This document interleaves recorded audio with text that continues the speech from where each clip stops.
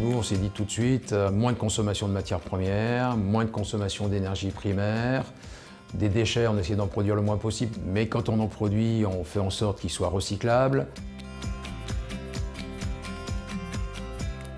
Qui dit gaz à effet de serre, consommation d'énergie, on va dire que nous on est impacté de deux façons.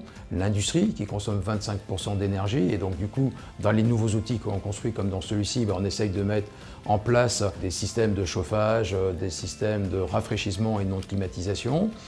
L'autre part sur lequel on impacte et qui consomme 30% d'énergie en France, ce sont les transports. Donc comment on essaye d'optimiser nos transports. Et puis la dernière chose, et là c'est plus de 40% de consommation d'énergie en France, c'est le bâtiment. Et nos produits rentrent dans les bâtiments, donc faire en sorte d'avoir des produits qui aient le plus faible impact sur la consommation énergétique. Donc oui, je pense que les accords de Paris et l'industrie, c'est tout à fait compatible. À nous de savoir se servir des bons leviers. Si on veut être attractif vis-à-vis des salariés, avoir une marque employeur forte, être capable de capter des talents, on ne peut pas oublier l'environnement. On voit quand même que notre planète, elle change. On ne peut pas impacter, on ne peut pas léguer ça à nos enfants et nos petits-enfants. Rentrer dans une entreprise qui se moque de l'environnement, je pense que ça attire personne aujourd'hui. Quand on a rencontré les collaborateurs d'Arkea, on leur a dit tiens, cette année on a deux choses un peu particulières. On a un siège social, mais on a un siège social différent.